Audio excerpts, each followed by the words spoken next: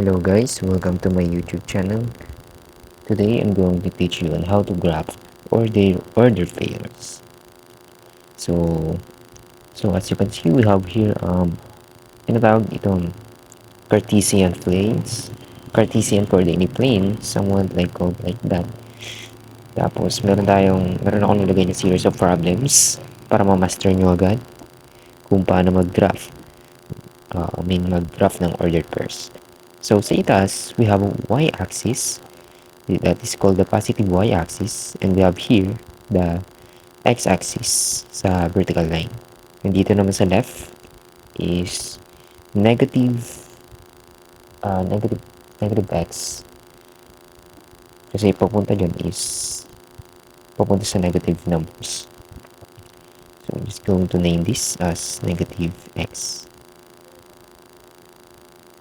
So dito sa baba is just negative y. Pag pumunta pa tayo dyan, we will reach the limit where it is just negatives in numbers.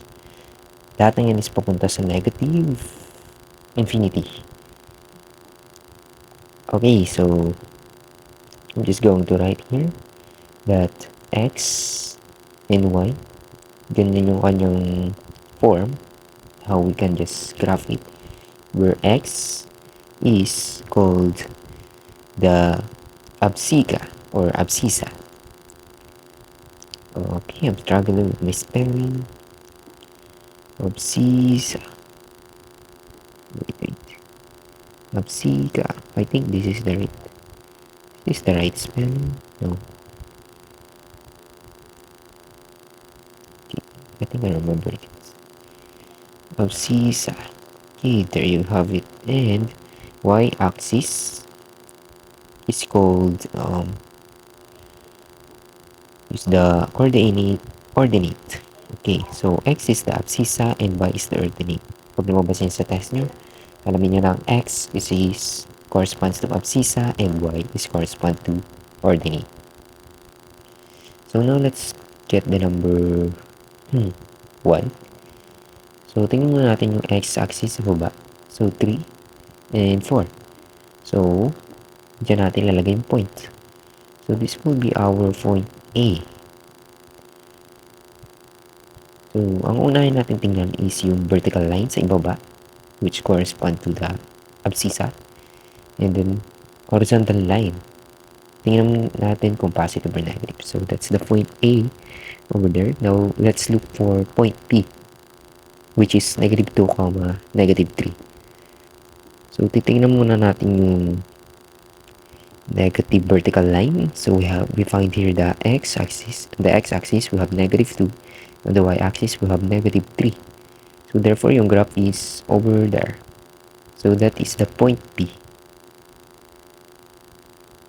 It is where the line corresponds to.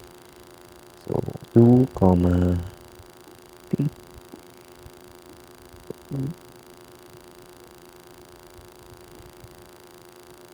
Okay, there you go. But I should have put negative sign, pero hayaan nyo na. Basta alam nyo, that's where the point is. That is where the point negative 2, negative 3 is. O point D. So now let's graph point C. So let's look for the x-axis, which is negative 4. So negative 4 here, and then negative 2. So dito tayo sa negative x and negative y axis. So there's the point C. Plot lang natin. So we're just going to write C. So this is where the point C is. So negative 4, negative 2. So now let's go for point D. So paano natin nag-graph yan? Let's look for the x-axis.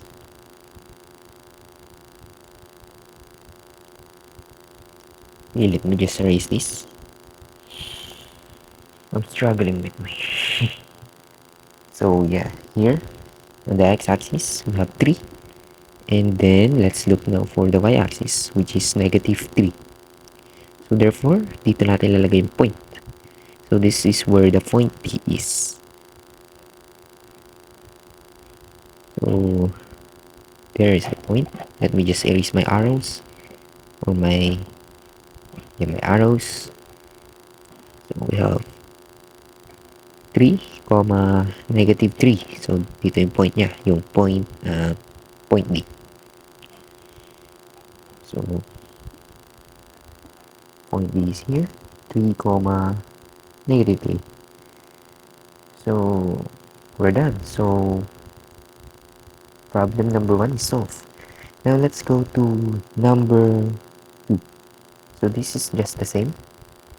So ngayon, alam niyo na kung paano i-graph. So you can pause the video and try it.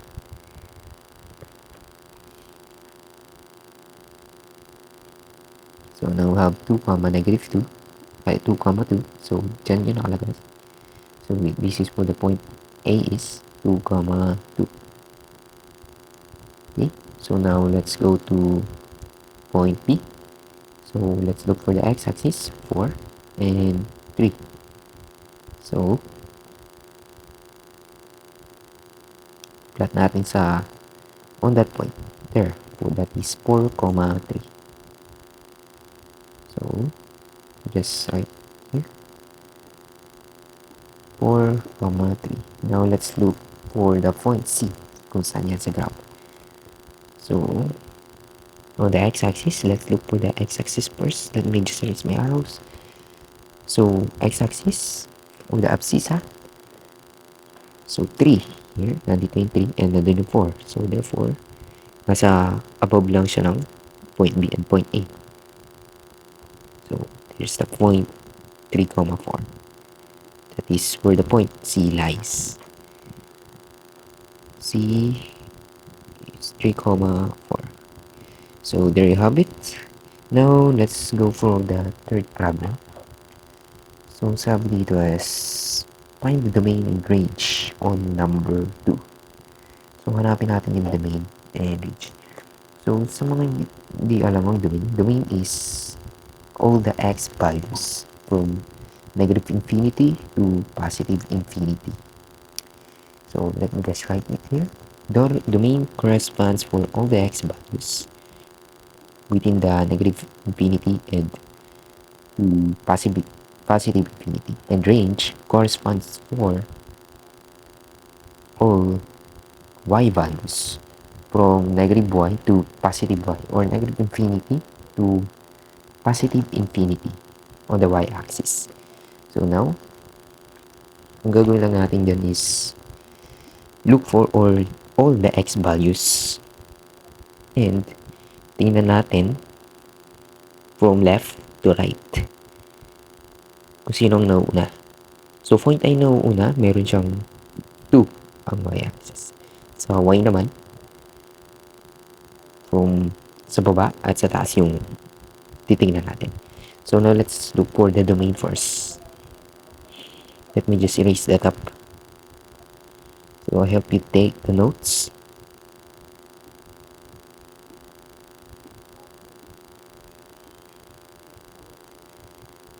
Okay. Now, so the domain here is, let's look from left to right. So, ang nauuna is yung point A. Meron siyang 2. And then, sunod yung point C. Meron siyang 3.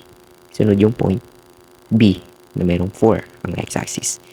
And now, let's go to range. So, punta tayo sa baba. We have 2. Ang nauuna yung point A. And then, sunod is yung point B, which is 3. And then, point C, which is 4. So, that's it. That's the domain and range for this. This is not a graph, pero for this plane. Coordinate plane. Or our ordinate points. Okay. Now, let's go for number 4. Create a table at points 2, 4, negative 3, 5, 1, 3, and 4, 6. So, gagawa lang tayo ng table. So, let me just erase a few things and then let's make a table. So, ito yung maganda for kung mag-graph tayo mga linear functions, quadratic functions, polynomial functions, or even other things. So, let's create create let me just draw. I'm going to add the vertical line and okay, yan, pa-cross. So now, tignan lang natin yung all x values niya. As you can see, we just have 2, -3, we have 1 here, and then 4. So, ilalagay lang natin siya sa table. So, we have 2, and then we have -3, and then we have 1, and then we have 4. So, that's all the x values. And then, so y naman, tignan lang natin yung nasa right, yung ordinate. So, we have 4 here, we have 5, and we also have 3, and then 6. So, lalagay lang natin siya sa table. So, that is 4, and then 5, and then 3, and then 6. So, that's it. That's how to plot points, create a table, and finding the domain and range. So, I hope you learned something for this basic algebra, basic math. And thank you guys for watching.